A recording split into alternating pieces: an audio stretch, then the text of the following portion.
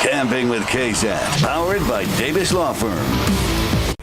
Join us on Instant Replay right now is the star quarterback of the Dallas Cowboys, Dak Prescott. Dak, when you think of where you were 9 months ago and where you are today, are you proud of yourself?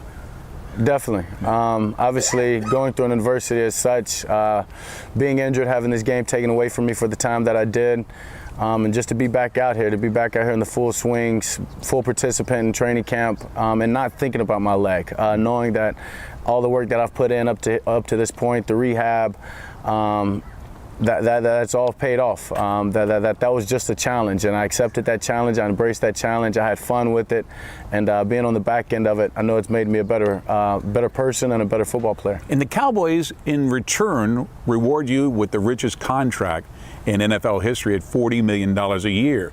What did that say to you about them realizing you had fully recovered? Yeah, I mean, it's humbling. And obviously I was just grateful that knowing at the time, I wouldn't say I was completely fully healed, but they had saw the process, they had saw the way that it was going. They know the great people that are in charge of the rehab here, Britt Brown, Jim Maurer, and those guys, Hanson Yang, Greg, and just knowing that I'd put a lot of work in, and we were putting a lot of work in, and the beginning was just happening of the comeback, and that the best is yet to come. The best is yet to come. Not only you become the face of the franchise here, but also perhaps the face of mental health and how you've been so open about it. That said, what would you say to someone right now who is suffering from depression and doesn't feel like they have a way out? Yeah, I mean, to get help. It's okay to be vulnerable. It's okay to not be okay. You've got to talk. You've got to get help. Problems sometimes are too big for one of us. They're too big for two of us sometimes, but they're not too big for the village. So find that support system. Find those people that you can be open to, and just do that. I know how much just talking does for me, just talking and getting out the anxiety or whatever it is that I'm feeling. I know how much better I feel about it, and a lot of times I'm helping somebody else when I'm doing that. Do you still feel it today? I mean, no, not necessarily. I mean, I'm always working on myself. Gotcha. Going through the things that I've went through, I've learned little techniques and methods, and I said I'm not afraid to be transparent and to be genuine and to be vulnerable. I'll let people know when I'm not okay.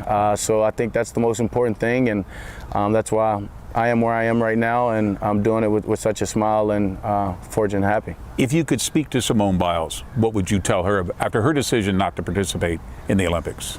Yeah, I mean, I'd say well done on doing what you thought was best for yourself, and get that help that you need so you can get back to yourself and get back to not only the athlete you are, but the person you are, that is confident and that is energetic, and that so many other people are inspired and motivated by. We're separated by a little bit of a fence here because of the COVID protocol of the NFL. Are you not revealing your COVID vaccination status to protect your teammates and at the same time not put pressure on them? I think not only just my teammates, but people all across. I feel like we're in a pandemic that not anybody knows truly the answers to it.